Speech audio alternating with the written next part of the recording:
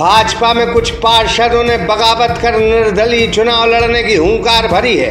उनमें मध्य प्रदेश की सागर में सबसे कम उम्र की पार्षद जो बीएससी की पढ़ाई कर रही हैं, लेकिन अब चुनाव भी मैदान में है। महज 23 साल की उम्र की यह लड़की चुनाव लड़ रही है। यह केशवगंज वार्ड से चुनाव मैदान में है। इन्हें लोग शिवानी दुबे और शुभी कहते हैं। क्या कहा शुभी ने सागर एक्सप्रेस न्यूज पर, जरा आप ही सुनिए।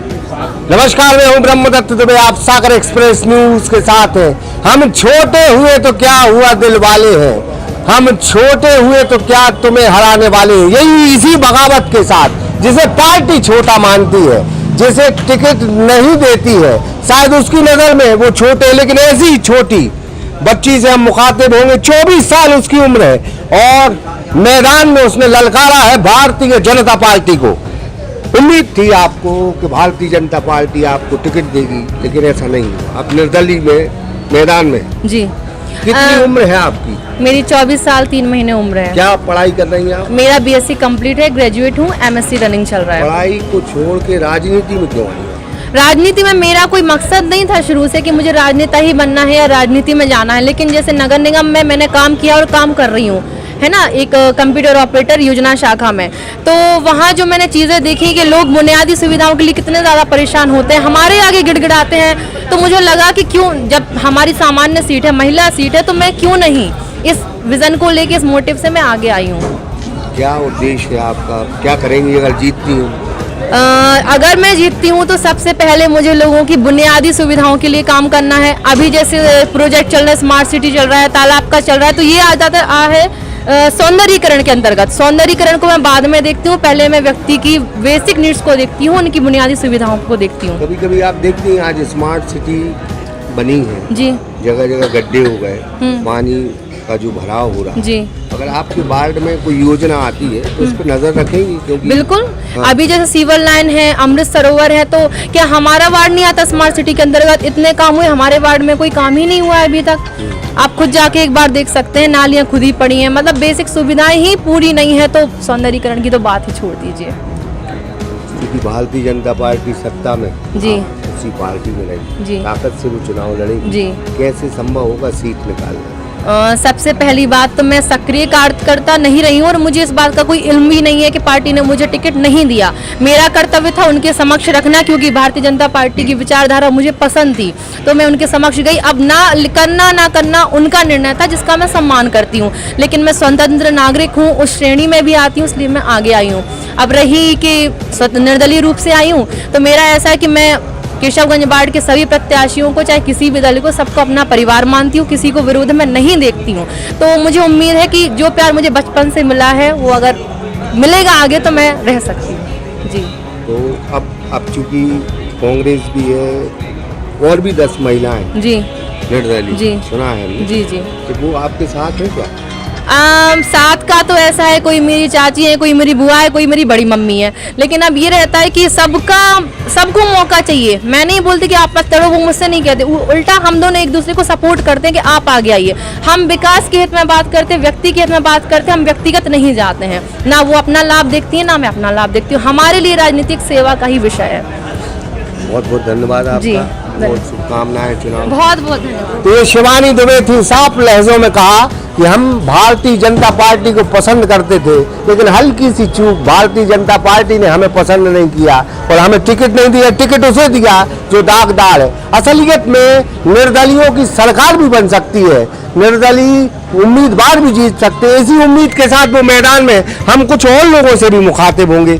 केशवगंज वार्ड है जिसमें 10 महिलाएं चुनाव लड़ रही हैं निर्दलीय के तौर पर। ये भारतीय जनता पार्टी की उस बड़ी पार्टी की शक्ल है कि जब बड़ी पार्टी हो जाती है तो उसमें कई दावेदार हो जाते हैं, कई लोगों को उम्मीद होती है और जो सक्रिय कार्यकर्ता हैं वो भी चाहते हैं कि उनको टिकट मिले।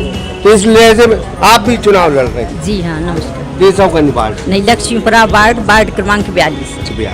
केशवगंज वार्ड जी, केशवगंज वार्ड से लड़ रही हूँ। क्यों पार्टी ने टिकट नहीं दिया? पार्टी ने पता नहीं क्यों नहीं उचित समझा हम लोगों को, जबकि हम लोग समाज में मतलब 20 वर्ष से काम करते चले आ रहे हैं। लेकिन क्यों नहीं समझा आपने बात? हम लोगों ने बीजेपी से ही टिकट मांगा था। किसको दे दिया उन्होंने? उन पूर्व पार्षद सरोज साहू जी को दिया है। क्या छवि है उनकी? छवि नहीं ठीक नहीं थी, वो तो जनता बताएगी उनकी छवि कैसी है। हम लोग नहीं बता सकते कि उनकी छवि कैसी है, क्योंकि ये जनता का मत है। जनता वोट देगी, जनता विचार करेगी, ठीक है, जनता मंथन आप करेगी। भी लड़ रही?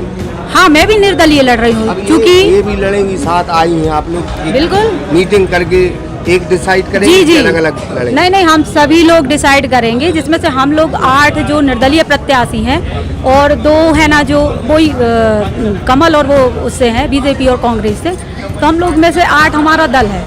इनमें से जो हम लोग बड़े हमारे वरिष्ठ जो भी हैं, ठीक है, वो निर्णय करेंगे और जिसको लगेगा कि हाँ ये वोट ले सकती है जनता से और इनका जनता में अच्छा प्रचार प्रसार है, संपर्क है, उसी के लिए आगे बढ़ाएंगे।